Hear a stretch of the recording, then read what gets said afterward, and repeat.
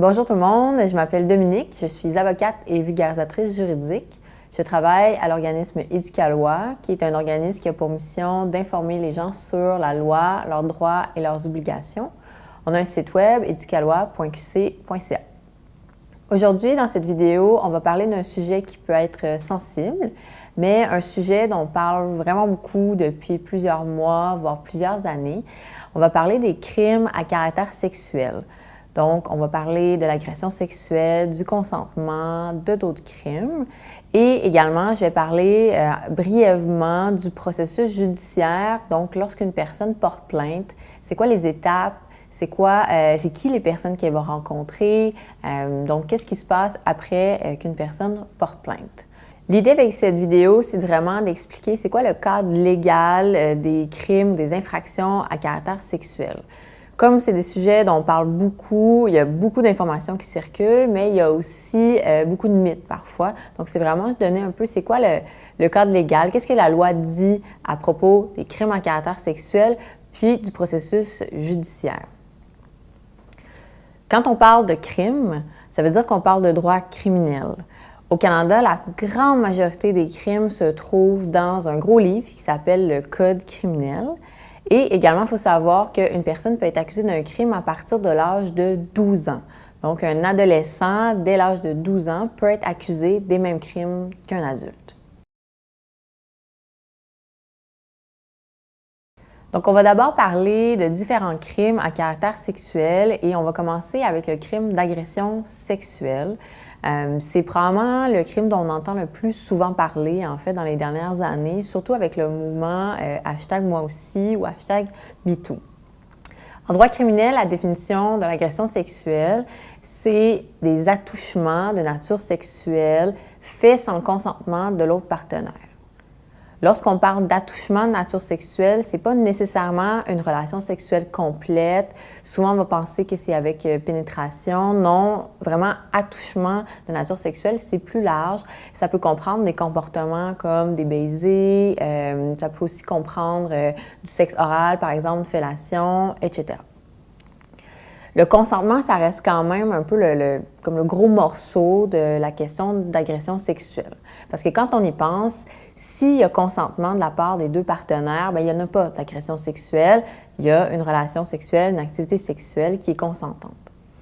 Puis le consentement, c'est un sujet, c'est un concept dont les tribunaux ont énormément parlé dans les dernières années, notamment la Cour suprême, qui est le plus haut tribunal au Canada, a rendu plusieurs décisions pour expliquer c'était quoi la définition, c'est qu'est-ce qu'on voulait dire par consentement au Canada.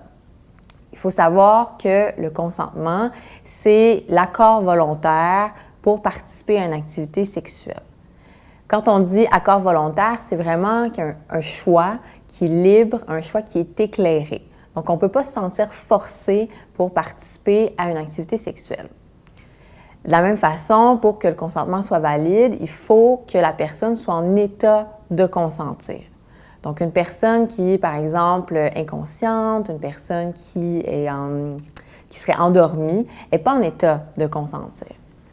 Une personne qui est en état d'ébriété avancée, qui est plus capable de savoir où elle se trouve, qui serait en état de blackout, comme on dit, ou une personne qui est en état d'intoxication avancée, elle n'est pas non plus en état de consentir, donc son consentement ne sera pas valide à ce moment-là.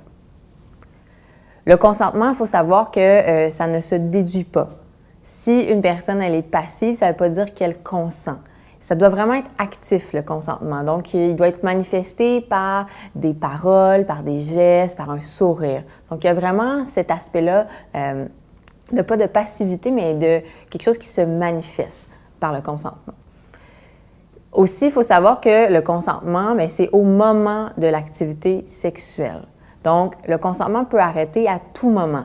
Si, au cours de l'activité, une personne décide de retirer son consentement, elle peut le faire. Aussi, le consentement, en fait, on ne peut pas le donner d'avance. Ça ne se donne pas en avance à une activité. Donc, si par exemple, moi, je me dis plus tard, je consens à X, puis que X, ça ne me tente plus, bien, c'est correct. Le consentement, il doit vraiment être au moment de l'activité sexuelle.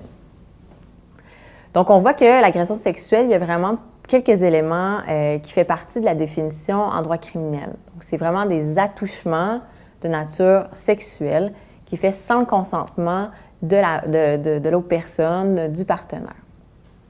Certains organismes, le gouvernement aussi, ont parfois une définition qui est plus large de l'agression sexuelle, donc une définition où il n'y a pas nécessairement de contact physique. Donc, on va dire qu'il y a agression sexuelle, même s'il n'y a pas d'attouchement. En droit criminel, cette notion-là, elle reste pertinente et elle reste présente dans la définition. Donc, vraiment, des attouchements de nature sexuelle sans le consentement de l'autre personne. On parle de consentement, mais il faut savoir qu'il y a aussi des règles particulières pour les adolescents pour consentir à une activité sexuelle. L'âge de consentement sexuel au Canada, c'est de 16 ans. Donc, à partir de 16 ans, un adolescent peut consentir à une activité sexuelle, relation sexuelle, etc. Donc, vraiment, à partir de l'âge de 16 ans. Mais la loi prévoit quand même que des adolescents plus jeunes puissent avoir des activités sexuelles, des relations sexuelles. Donc, mais la loi prévoit qu'il y a des écarts d'âge à respecter. Fait qu'il y a vraiment des âges limites où les adolescents peuvent avoir des relations sexuelles. Par exemple, pour des jeunes de l'âge de 12 ou 13 ans, on prévoit que le partenaire le plus âgé il est au maximum 2 ans plus vieux. Donc, pour un jeune de 12 ans, ce sera 14 ans. Pour un jeune de 13 ans, ce sera 15 ans. Pour un jeune de 14 ou 15 ans, l'écart d'âge qui est permis par la loi pour avoir une activité sexuelle, c'est 5 ans. Donc, un jeune de 14 ans, le partenaire le plus âgé peut avoir au maximum 19 ans. Et pour un jeune de 15 ans, l'âge maximal du partenaire plus âgé va être de 20 ans. Lorsqu'on s'éloigne ou on dépasse ces écarts d'âge-là, le partenaire plus âgé pourrait être accusé de contact sexuel. Dans tous les cas, incluant un adolescent qui est plus de 16 ans, donc de l'âge de 12 à 17 ans, le consentement de l'adolescent ne sera pas valide s'il y a une situation d'autorité, de confiance, de dépendance ou d'exploitation entre l'adolescent et le partenaire plus âgé.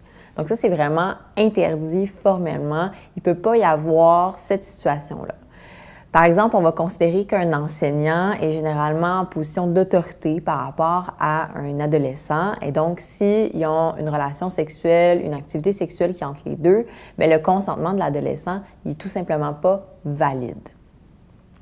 Pour l'adolescent de 16 ou 17 ans qui, lui, a le plein consentement sexuel, eh bien, le partenaire qui va être dans une situation d'autorité, dépendance, confiance, exploitation, il pourrait être accusé d'exploitation sexuelle.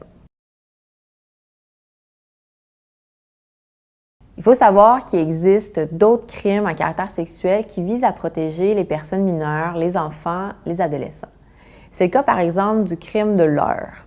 Le leurre, c'est lorsqu'une personne va communiquer avec un enfant, avec un adolescent, dans le but de commettre une infraction à caractère sexuel.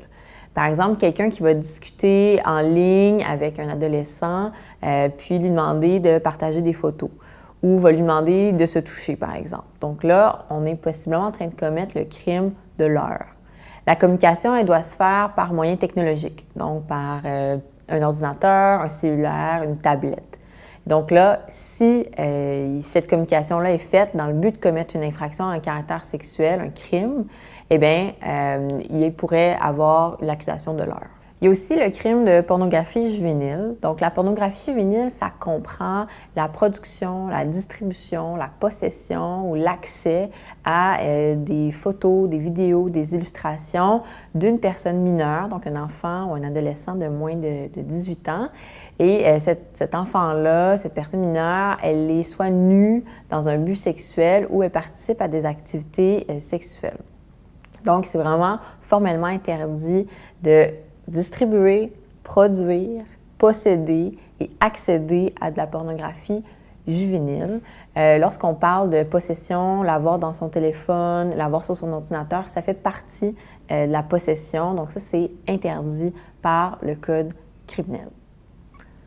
On parle d'images intimes, d'images qui impliquent la sexualité. Il faut savoir que depuis quelques années, il y a un nouveau crime qui a été ajouté au Code criminel et qui interdit le partage d'images intimes sans le consentement de l'autre personne.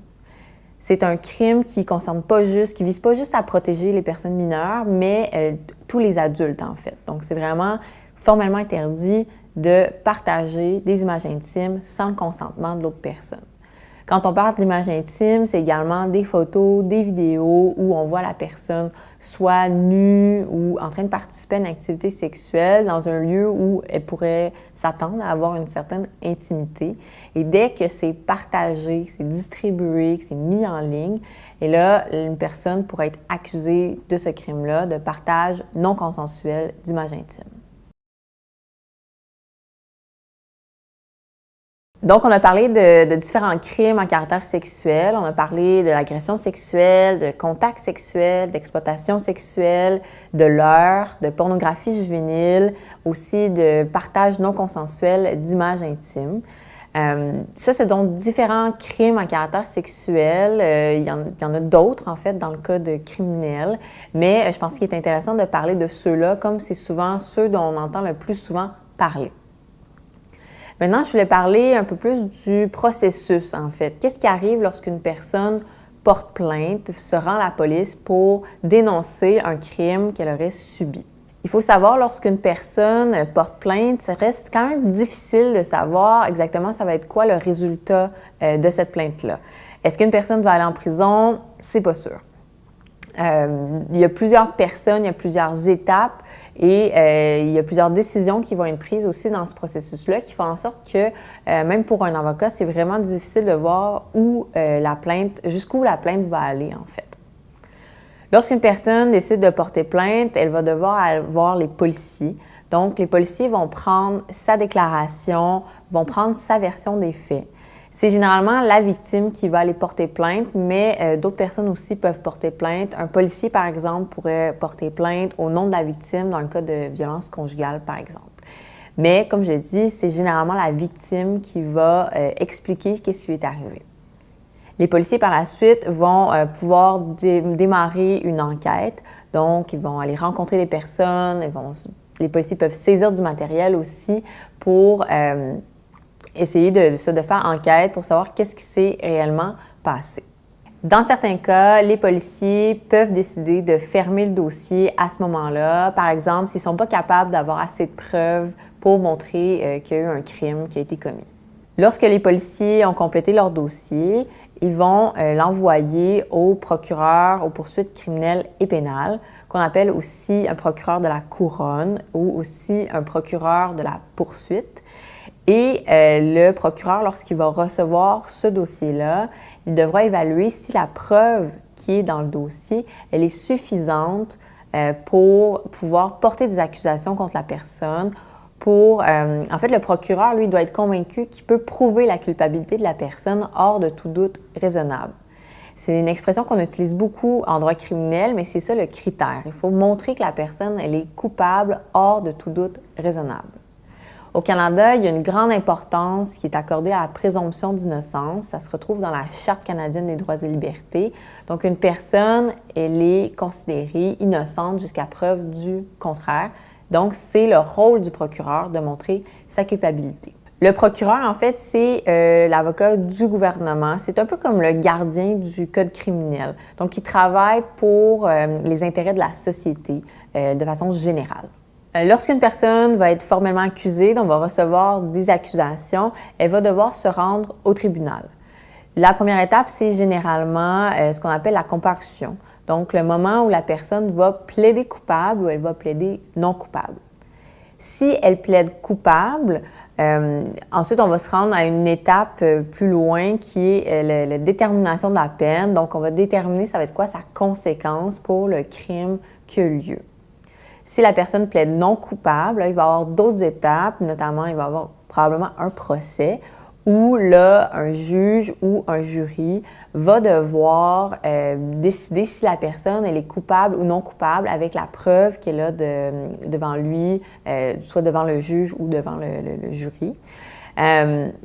Dans cette situation-là, la victime elle sera amenée à témoigner, à raconter son histoire devant le tribunal et là devra répondre à plusieurs questions par rapport à ce qui s'est passé. Il faut savoir qu'il existe certaines mesures pour protéger la victime, notamment protéger son identité. Donc, la très, très grande majorité du temps, ce sera confidentiel. Et également, il y a des moyens aussi pour que la personne ne témoigne pas dans la même salle où se trouve l'accusé.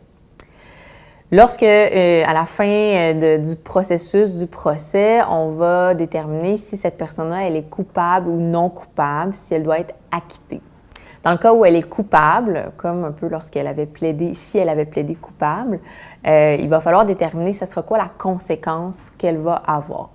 Dans certains cas, il y a des conséquences qui sont comme obligatoires, donc il y a des peines d'emprisonnement. Dans d'autres cas, c'est possible qu'une personne reçoive probation, des conditions à respecter, mais ça, vraiment, c'est difficile à dire d'avance. Ce sera quoi la peine ou la conséquence qu'une personne accusée va recevoir si elle est déclarée coupable. C'est un processus qui peut être assez long, qui peut être aussi assez difficile pour les victimes, mais il faut savoir que les policiers, les procureurs sont de plus en plus formés pour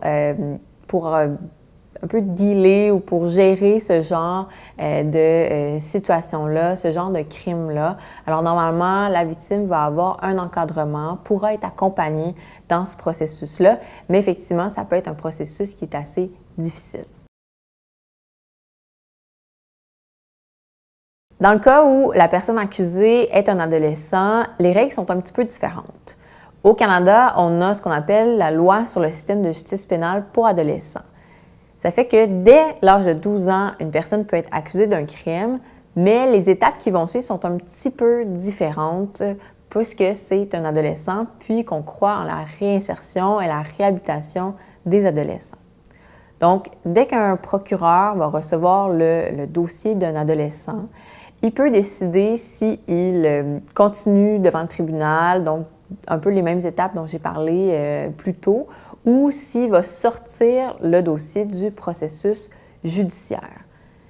Si le procureur prend cette décision-là, le jeune a quand même des conséquences, des choses à faire, mais son dossier ne va pas être judiciarisé.